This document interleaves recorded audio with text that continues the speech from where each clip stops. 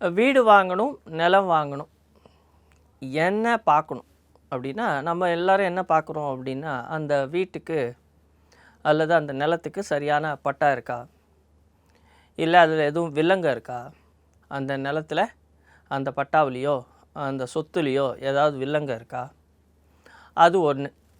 இல்லை ஒரு வீடோ ஃப்ளாட்டோ பார்க்குறோம் அப்படின்னா, ரயில்வே ஸ்டேஷன் பக்கத்தில் இருக்கா? பஸ் ஸ்டாண்டு பக்கத்தில் இருக்கா? அந்த போயிட்டு வரத்துக்கு நம்மளுக்கு கன்வீனியண்ட்டாக இருக்கா? அதே மாதிரி வீட்டில் நம்மளுக்கு எல்லா விதமான சௌகரியமும் இருக்கா?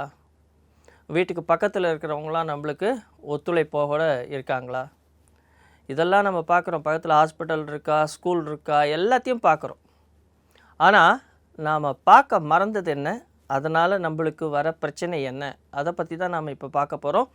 ஆஸ்ட்ரோவிட் நேயர்களுக்கு அன்பு வணக்கம்.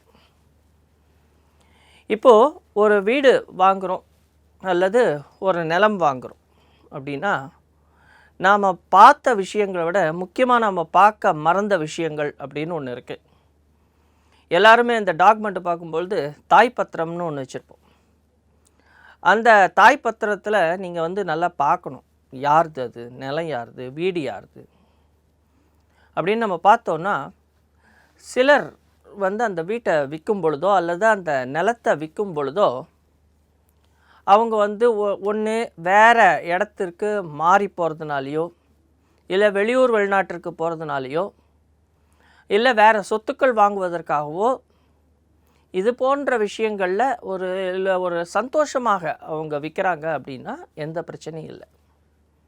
ஆனால் அதே வேளையில் சிலர் பார்த்திங்கன்னா ரொம்ப மன கஷ்டத்தில் விற்பாங்க.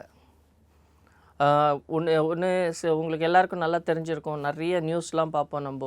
அந்த மாதிரி நிலத்தகராறு, நில பிரச்சனைகள், அதே மாதிரி அடித்து பிடுங்கிட்டாங்க, சொத்தை பிடுங்குறாங்க, அப்பா அம்மாகிட்டேருந்து பிடுங்கிறது, இல்லை அண்ணன் தம்பிக்கிட்டேருந்து பிடுங்கிறது, இல்லை ஊரில் இருக்கிற பெரிய ஆளுங்க அப்படியே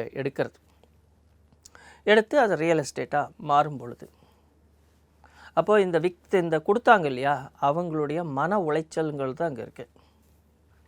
அவங்களுடைய சாபம் அங்கே அந்த நிலத்தில், அந்த வீட்டில் அது இருக்கும். அதே மாதிரி சில நேரத்தில் பார்த்திங்கன்னா துர்மரணங்கள் ஏற்படும். தன்னைத்தானே மாய்த்து கொள்வாங்க. அந்த இடத்துல வரும் பொழுது பார்த்திங்கன்னா சில ஆக்சிடெண்ட்ஸ் ஆகும், சிலர் இழக்கிறது, இல்லை பெரிய பொருள் இழப்பு வந்திருக்கும் அவங்களுக்கு. இது மாதிரியான பிரச்சனைகள் அந்த நிலத்துலேயோ அல்லது வீட்லேயோ இருக்கும். அதுவும் இல்லைன்னா அந்த இடத்துக்கு பக்கத்தில் ஒரு இடுகாடோ இல்லது ஒரு சுடுகாடோ இது போன்ற விஷயங்கள் அங்கே இருந்திருக்கும். இப்போது இதெல்லாம் நாம் கவனிக்க மறந்துட்டோம், நாம் பார்க்கறதில்ல. அப்படி நாம் பார்க்காம வாங்கின வீட்டில் அது ஒரு ஃப்ளாட்டாகவே இருக்கட்டும், ஒரு 30-40 வீடு இருந்தாலும் சரி, 30-40 குடும்பம் அந்த இடத்துல இருந்தாலும் சரி, அந்த குடும்பத்தில் நாம் கொஞ்சம் உத்து பார்த்தோம்னா ஒவ்வொருத்தவங்களுக்கும் ஒவ்வொரு விதமான பிரச்சனைகள் இருக்கும். சிலருக்கு உடல்நிலை பாதிப்பு இருக்கும், சிலருக்கு திருமணம் சம்மந்தப்பட்ட இடத்துல பிரச்சனைகள் இருக்கும், நோய் நொடிகள் இருக்கும், அகால மரணங்கள் இருக்கும்.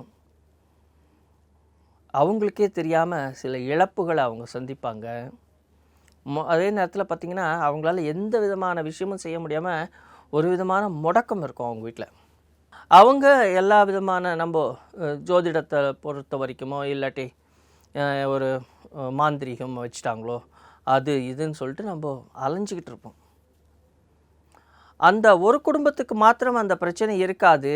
கிட்டத்தட்ட அந்த இடத்துல ஒரு 30 குடும்பம் இருந்ததுன்னா 30 குடும்பத்தில் கண்டிப்பாக 25-28 குடும்பத்தில் அந்த பிரச்சனைகள் இருக்கும். ஏதாவது ஒரு ரூபத்தில் அதை காமிச்சு கொடுக்கும். அந்த வீட்டை விற்று அவங்க வெளில போகும்பொழுது அவங்களுக்கு சுகமாக இருக்கும், அந்த வீட்டுக்குள்ளே வரும்பொழுது பிரச்சனை இருக்கும். அப்போ இதெல்லாம் ஏன் நடக்குதுன்னா அந்த சாபத்தினுடைய எதிரொலி. அப்போது அந்த சாபத்திலிருந்து வெளிவருவதற்கு நாம் என்ன செய்யணும்?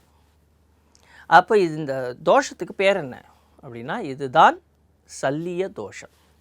இந்த சல்லிய தோஷம் இருக்கக்கூடிய இடம், அங்கே இருக்கக்கூடிய மனிதர்கள் அங்கே இருக்கக்கூடிய ஆடு மாடு போன்ற விலங்கினங்கள், அங்கே இருக்கக்கூடிய வளர்ப்பு பிராணிகள் முதற்கொண்டு எல்லோருக்கும் பிரச்சனையை கொடுக்கும். அப்போது இந்த சல்லிய தோஷத்தை பற்றி தெரிஞ்சுக்கணும். அந்த சல்லிய தோஷம் நமக்கு வருதா இல்லையாங்கிறது உங்கள் ஜாதகத்தில் இருக்குது. அதை எப்படி பார்க்கலான்னா, 4ஆம் இடம் என்று சொல்லக்கூடிய சுகஸ்தானம், சுகஸ்தானத்தினுடைய அதிபதி. நிலம் அல்லது வீடு அப்படின்னு நாம் சொல்லும் பொழுது செவ்வாய் சுக்கிரன். இதை தவிர்த்து செவ்வாய் பகவானுக்கு 2 உபகோள்கள் இருக்கிறது. ஒருத்தர் பேர் தூமன், இன்னொருத்தர் பேர் மிருத்யு. இவங்களுடைய இடங்கள்.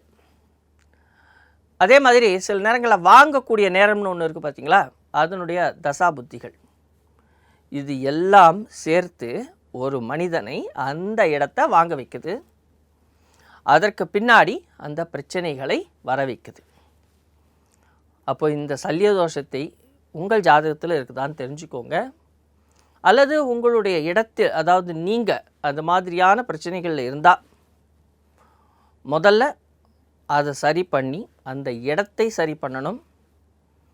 அந்த இடத்த சரி பண்ணணும். மொத்தமாக வீடெல்லாம் இடிக்க வேணாங்க, அதுக்கு பேர் இல்லை. நீங்கள் பார்க்குற வாஸ்துவுக்கும் இதுக்கும் நிறைய விஷயங்கள் டிஃப்ரென்ஸ் இருக்குது. நீங்கள் கிச்சனை மாற்றுறதோ சிங்கை மாற்றுறதோ இதெல்லாம் அடுத்த விஷயம். ஆனால் பூமி, நம்மை தாங்கக்கூடிய பூமி தோஷம் இல்லாமல் இருக்க வேண்டும். நம்மை தாங்கக்கூடிய பூமியில் உள்ள தோஷத்தை முதலில் நிவர்த்தி செய்ய வேண்டும்.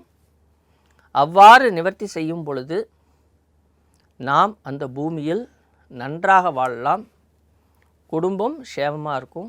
அதை முதல்ல முக்கியமாக நல்லா தெரிஞ்சுக்கிட்டு ஒரு பூமியை வாங்குங்கள். நன்றி, வணக்கம்.